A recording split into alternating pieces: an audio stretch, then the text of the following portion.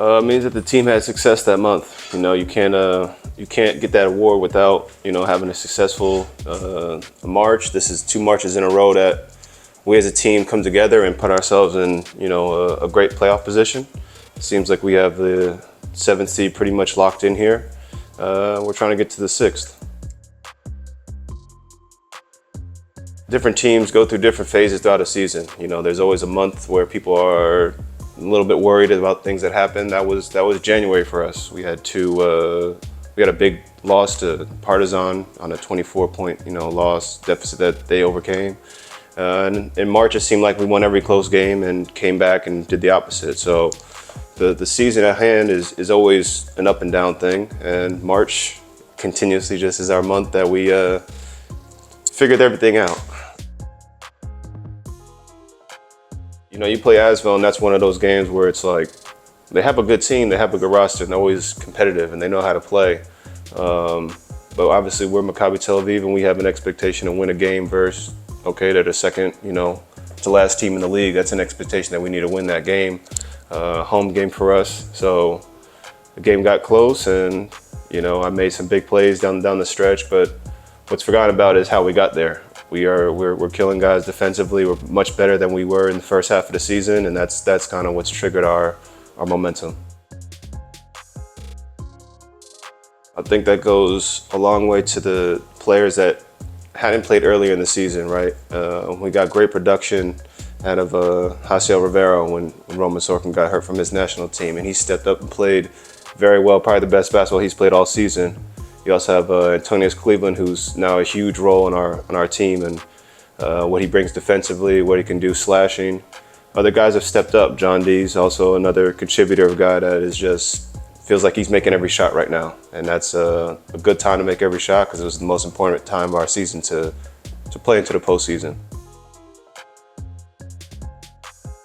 I think that the idea of basketball from a coach's standpoint, from just the basketball environment now is this. You try to take away the 3-point shot, and you don't want people to get layups. So every team has the idea that we want to give up something.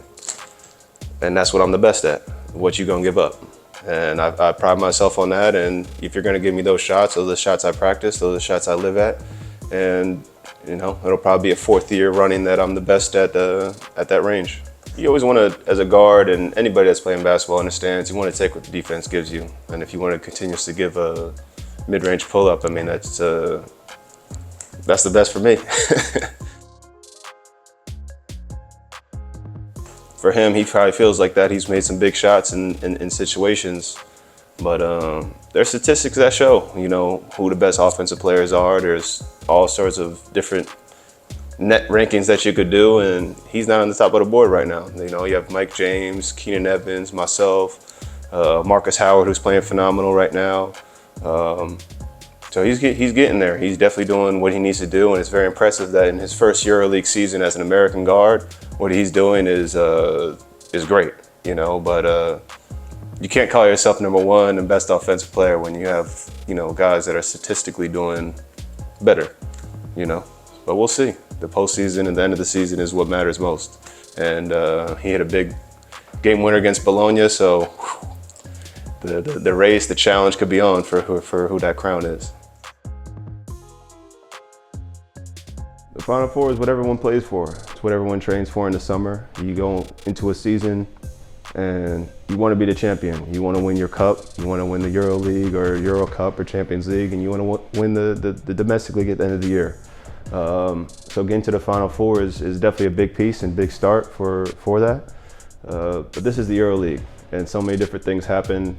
Every week it seems like there's new news, a new injury, a new player that comes alive and starts playing well. So you got to take this one game at a time. We have Barcelona this week, and we finish out against Milan.